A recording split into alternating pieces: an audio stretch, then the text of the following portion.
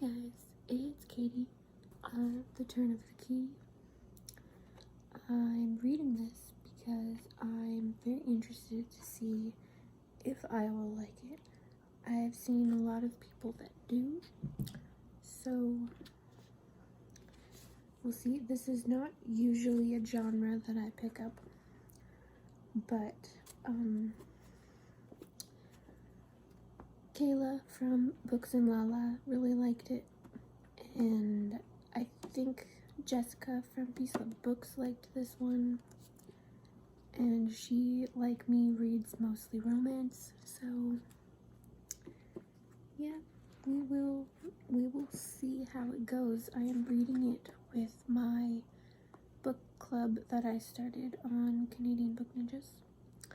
I've got my little snuggle fest here. So that's Lucky Boo. Lucky Boo. No, he doesn't want to look at us.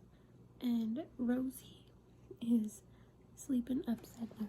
Lucky Boo. There's a Lucky Boo. And Marty is on the floor. But we are just about to start this, so I will update you guys as I go. So right now I'm on page 19. I am already sucked into this book. I need to know how it is going to end. And yeah, so far all we know is that our main character, I actually don't even know her name. She is in jail for murdering a child that she was a nanny for. She's claiming that she is innocent and is trying to get a lawyer to help her out. So that's where we're sitting right now, and I think that we're going to start getting the backstory of what happened. So that'll be exciting. I will update you guys later.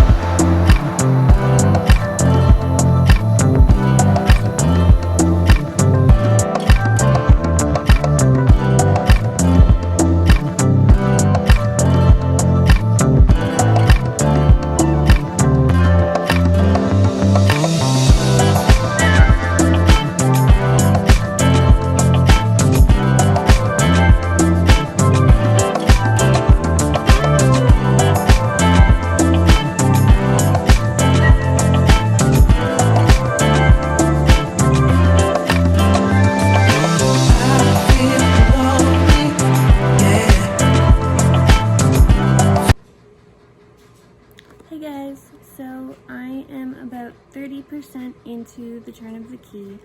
I am really enjoying it. I felt like I should update you guys now just because I feel like shit is gonna start hitting the fan. And yeah. So right now we're at the point where Rowan has been left alone with the kids. The parents just took off for their retreat, and things have already kind of started happening.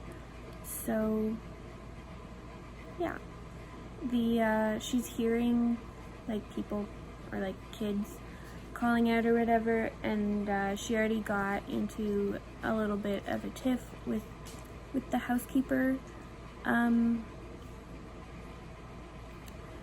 So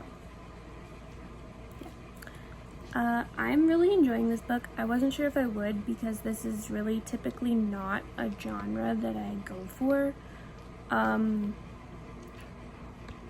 But I really like it. I mean, I am likely gonna finish this book tonight. Yeah, I think that's pretty much all that I really have to tell you right now though.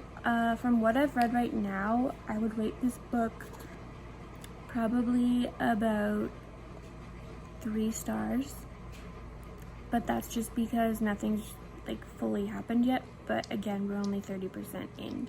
But this book did manage to make me interested in it from like the first couple pages. So yeah. Okay, so I'm just over 50 pages. I'm almost at 200 pages. I'm at 196. There's 355 pages. I think we've got to the night where the child is going to turn up dead. It's actually kind of funny because I keep thinking that it's going to happen like every time that they like lead up. And then, but this time I think that it's actually going to happen. I'm trying to think of who I think it is. And I'm kind of thinking that it's going to be Ellie, the 4-year-old. But I don't know. It's only like day 3 or 4 though that she's been the nanny. I was kind of thinking that it would have taken longer. I mean, it hasn't happened yet, so it could, but we'll see. Hey guys, so I just finished The Turn of the Key by Ruth Ware. I feel I don't even know, you guys. This book was amazing. It caught me on so many things. Like, I was shocked going into the end of this story. I was not expecting those things to happen, and it was just great. Like, this is not a genre that I usually read. As you all know, I mostly read romance, and if not romance, then I read YA. But even still, it typically has romance in it. I don't know. I mean, maybe it's this author.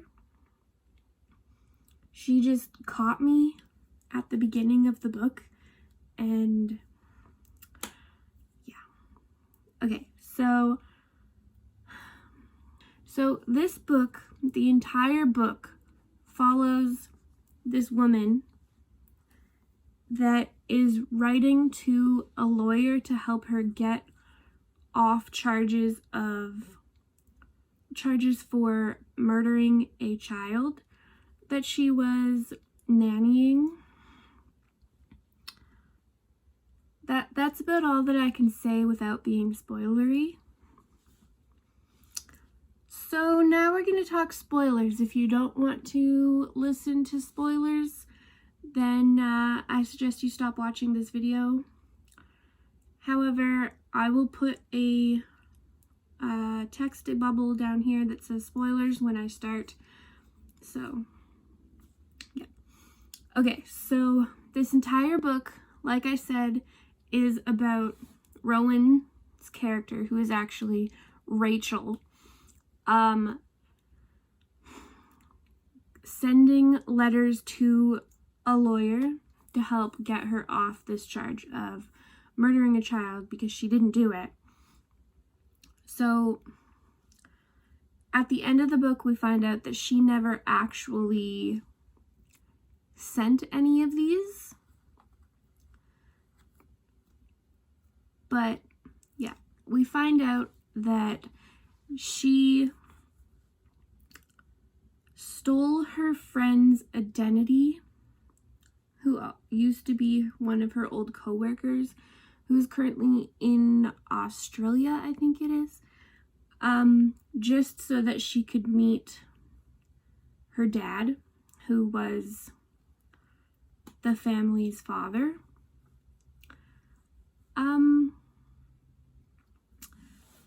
Yeah, so I guess Rachel is his first daughter, and he abandoned her. And, yeah, he does not know that Rachel is his daughter. And the night that he meets her, he hits on her. She turns him down, obviously, and she's just like, she plays it off like nothing happened, like whatever. Later, we find out that, okay, so there's 3 kids that she's primarily watching. Later on in the book, the teenager does come home, so then it turns into the 4 kids that she was watching. The teenager is really messed up because the nanny that was with them the longest was having an affair with the father, and she ended up finding out about it, and she basically blackmailed her into leaving. So yeah, and then she's just very defensive with all the new nannies, which makes sense. And yeah, so that's the teenager. And then the primary kids that we see throughout the story is Maddie, who is the second oldest. She's 8, I think. And then we have Ellie, who is 4. And then Petra, who is just turned 2, I think. 1.5, 2.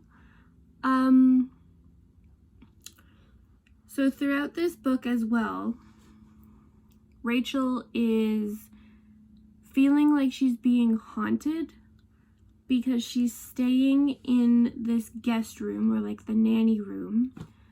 And at night she can always hear creaking on, like, from above her, and she, as far as she knows, she's at the top floor, so that can't be happening. So she thinks that she's being haunted, so eventually she ends up being scared that she is in that bedroom. And then one day, her and the caretaker of the grounds get this closet open that was locked in the room that she's staying in, and they end up finding a hidden stairway that actually goes up to a room above her, that the window is open, and there's a dead crow. And then later on, after she sleeps with Jack, who's the caretaker, she ends up finding a phone and her missing necklace that her father had given her for her, like, first birthday or something. I don't remember. And yeah, so then later that night that she sleeps with the caretaker, she comes back to the house to find that her bedroom window is open, and it freaks her out, as it would, because she's not the one that opened it. And then she also remembers that when she was at Jack's house, she left the back door open. So then she starts freaking out that one of the kids is missing. So she, the teenager, she had just said goodnight to, so she knows she's fine. So then she goes to Petra's room, finds that Petra is fine, and then Maddie and Ellie share a bedroom, so she goes to their room, and she forgot to turn the nightlight on. So Ellie is in her bedroom sleeping, or in the bed sleeping, and she looks at Maddie quickly, and she's like, oh yeah, she's sleeping, and then she, like, kind of double looks at it and finds out that Maddie is actually not in her bed, it's a pillow. So then she starts freaking out looking for Maddie, ends up waking everyone in the house up. And then she, like, goes outside because she thinks maybe Maddie followed her to Jack's house. And she ends up finding Maddie on the ground, dead, outside of her window. Yeah, so then the cops are called, and she is taken into custody for killing Maddie. Hi, boo. You gonna be in the video, my baby?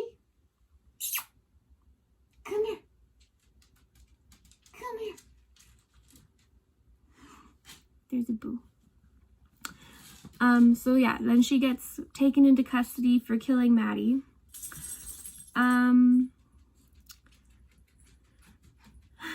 The last chapter is very full with information. We end up finding out that Ellie killed Maddie. It was a mistake. She pushed her because she was angry and she didn't want Rachel to go away because Maddie had said that she was trying to get rid of Rachel, and Ellie didn't want that to happen. So she was really mad and she ended up pushing Maddie out of the window, but that's not what she wanted to happen. She didn't want to kill her sister, obviously. I mean, she's 4. Yeah, so she ends up sending a letter through the housekeeper for Rachel. But the housekeeper's not allowed to read it. The letter enclosed is from Ellie telling Rachel that she's the one that killed Maddie and that she wants Rachel to tell everyone that she didn't kill Maddie, but she can't tell her that she knows who did. So, it is a very packed book, you guys. Like, oh my god, I did not see, like, any of that stuff coming. I thought maybe Jack was doing all this stuff, but nope. Because earlier on in the book, too, we also find out that Maddie's not the first girl to die there. Before that, there was a doctor that ended up kind of killing his daughter because he had a poison, like, a greenhouse garden of plants. And one day, I guess his daughter found some berries and brought them to the housekeeper at that time, and she made it into jam because she really liked jam, the kid. And then she died from eating this jam. So, yeah, and then I don't really remember, but I'm pretty sure that he went crazy, and then he died a couple years later.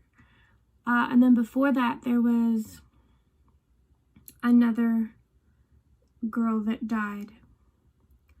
But, like, this book was twisted. Like, oh my god. I don't even know if I can pick up another book tomorrow. This one's gonna be a hangover. But if you haven't read this book, you need to read this book. Like, it's insane.